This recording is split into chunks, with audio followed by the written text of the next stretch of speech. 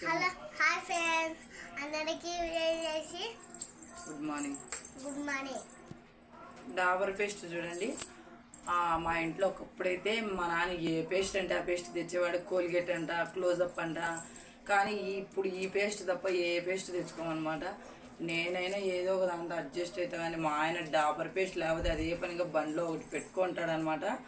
ఆడిపోయిన పళ్ళు తోమినట్టే ఉండవు, ఏదో బంక బంక్ ఉంటాయి. కోల్గేట్తో కానీ క్లోజప్తో కానీ కడుగుతాయి అనేసి ఈ పేస్ట్ తప్ప ఏది వాడనమాట.